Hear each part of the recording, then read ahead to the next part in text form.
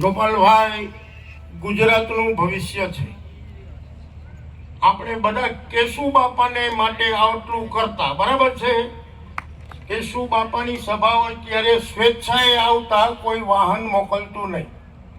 આજે આપ બધા ખેતીવાડીમાં મોસમ છે તો પણ બધા પધાર્યા છો, એ બદલ ફરીથી અભિનંદન.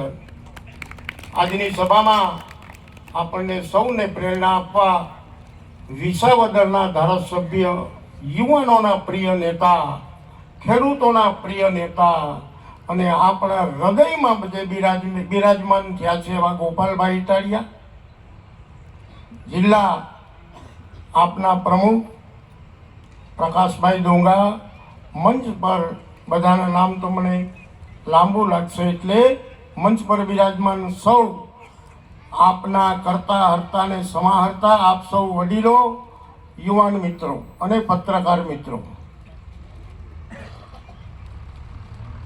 વર્ષો થયા એક પ્રમાણિક વહીવટ, એક નિષ્ઠાવાન વહીવટ, સામાન્ય માણસની જરૂરિયાતો શું છે, એને કેમ મદદરૂપ થઈ શકાય, એના મેં પ્રયત્નો કર્યા છે.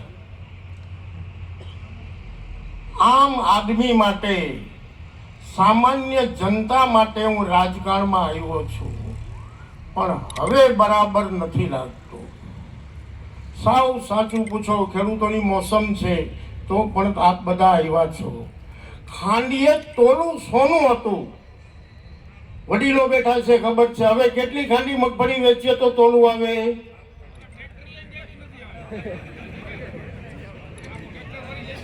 250 તોલું મને યાદ છે. નાનપણમાં મોટા બેનના લગ્ન થયા ગોપાલભાઈ, 250 રૂપિયાનું તોલું સોનું, 2.5 રૂપિયાનું લીટર પેટ્રોલ યાદ છે. મોંઘવારી વધે છે બરાબર છે, પણ એક ખાંડી મગફળીએ 1 તોલું બરાબર રહેવું જોઈએ કે નહીં?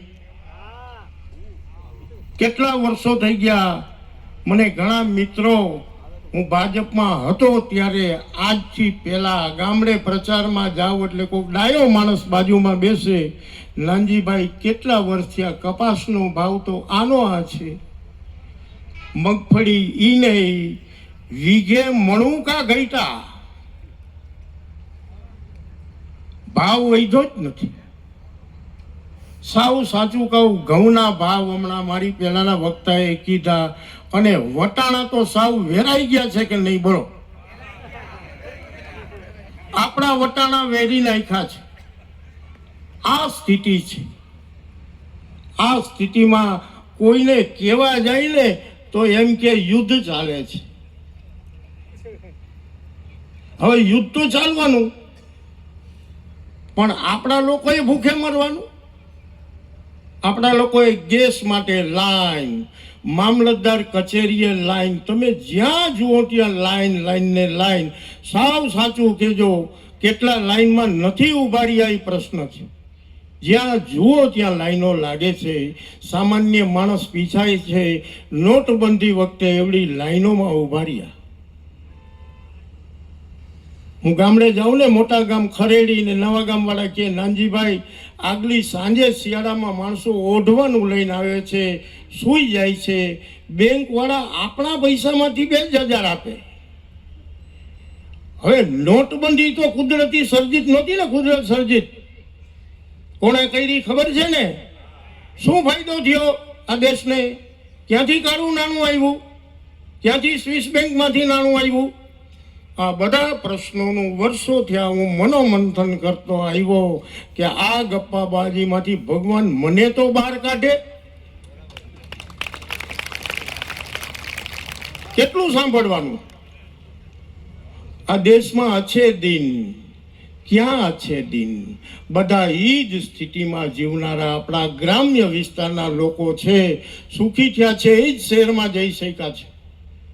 યાદ રાખજો, ક્યાંક કોકના દીકરા દીકરી નોકરી કરે છે અથવા જેની પાસે પૈસાની સગવડ છે એ જ શહેરમાં જઈ શક્યા છે. ગ્રામ્ય વિસ્તારની સ્થિતિ શું છે? ગામડામાં દીકરાને કોઈ દીકરી દેતું નથી. આ કપરા સંજોગોમાં આપણે જીવીએ છીએ. કેશુભાઈ વખતે હું યુવાન હતો, શરૂઆત આવી નાનકડી હતી. આ ચિનગારી છે. ગોપાલભાઈ આપણા ગામમાં આવ્યા છે. આ ચિનગારી છે, મોટી આગ થવાની છે.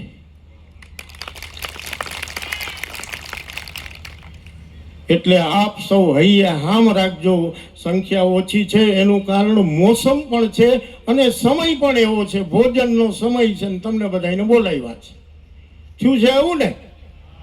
હલવાણા છે પણ તોય આવ્યા છે.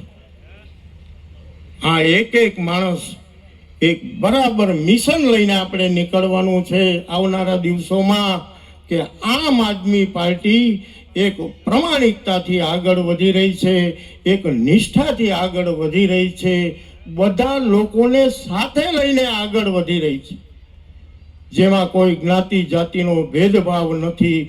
ગુજરાતનું ભલું જેના હૈયે છે એવા નેતાઓ ઈસુદાનભાઈ, ગોપાલભાઈ, એની આખી ટીમ. કેન્દ્રમાં સાંભળો છો ને તમે કેજરીવાલ સાહેબને? ફોનમાં હવે બધા લોકો જુએ છે. બેનો એમ કે છે હવે તો સામેણો જ હાંકવો છે. બરાબર છે? હવે સામેણો હાંકવો છે. બેનો જુએ છે સોશિયલ મીડિયામાં. બધાને જેલમાં પૂરે છે. બોલો નિષ્ઠાવાન લોકોને. કઈ પદ્ધતિ છે? કેજરીવાલ સાહેબ જેલમાં, સિસોદિયા સાહેબ જેલમાં. દિલ્હીના જે આપણા મુખ્ય નેતાઓ છે પ્રમાણિકતાથી વહીવટ કર્યો છે. બોલો દારૂના કૌભાંડમાં જેલમાં પૂર્યા. માણસ ઉપર મોટામાં મોટું આડ શું કહેવાય ખબર છે? ચોરીનું આડ છે ને સૌથી ખરાબ આડ કહેવાય. એમ નેતા ઉપર છે ને દારૂનું આડ એ ખરાબમાં ખરાબ કહેવાય. એ ખરાબમાં ખરાબ આડ નાખી અને કેજરીવાલ સાહેબને જેલમાં પૂરી અને બદનામ કરવાનું જે ષડયંત્ર હતું એ અતિ શરમજનક ઘટના છે આ દેશની. કોર્ટે નિર્દેશ છોડી મૂક્યા છે. એક ફરીથી પ્રમાણિક માણસ ફરીથી ગરજવા માંડ્યા છે. બધા જાણો છો. પ્રમાણિક લોકોને આ રીતના પૂરી દો છે. આ ક્યાંનો ન્યાય છે? આ ક્યાંની લોકશાહી છે?